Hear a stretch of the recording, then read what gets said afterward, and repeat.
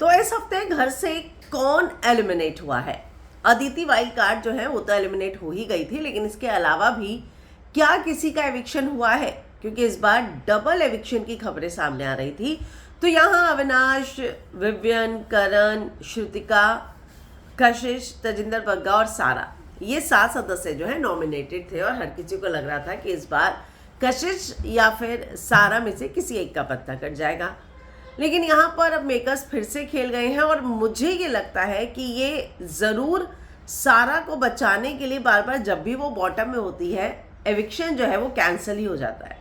और इस बार भी कोई भी एविक्शन जो है घर में नहीं हुआ है और सातों के सातों जो है सेफ है, यानी कि इस बार भी कोई बाहर नहीं आया। वाइल्ड कार्ड में से जो अदिति थी वो तो बाहर आ ही चुकी है, वो भी घर वालों के वोट के आधार पर। और सबसे ज़्यादा सरप्राइजिंग बात ये थी कि किसी एक ने भी उसका नाम ही नहीं लिया कनेक्शन में।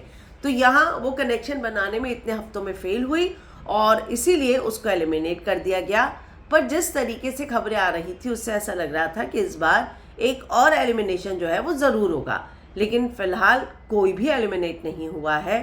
और इस हफ्ते किसी को भी जो पहले के पुराने सदस्य घर में मौजूद थे, जो नॉमिनेशन में हुए थे, मुझे लगता है कि आप फिर वोटिंग लाइन ओपन ही क्यों करते हैं? मतलब यहाँ ऑडियंस बैठकर वोटिंग भी करे, अपने चहेते को जिताने के लिए दिन रात लगकर मेहनत भी करे और उसके बाद जो है यहाँ पर एविक्शन ही कैंसिल कर दिया जाता है। तो ये एक ऑडियंस के साथ भी मुझे लगता है कि मजाक की तरह है, क्योंकि वो इतने एफर्ट्स डालते हैं और अपने आइडल को बचाने के लिए इतने वोट्स करते हैं, अपील करते हैं, लेकिन बाद में किसी भी तरीके का कोई एलिमिनेशन ही नहीं जो है कल हुआ है। तो इस बार मुझे लगता है कि अब इस हफ्ते शायद घर के अंदर डबल एलिमिनेशन हो। फिलहाल जो है घर से खबर आ रही है कि किसी को बाहर नहीं किया गया।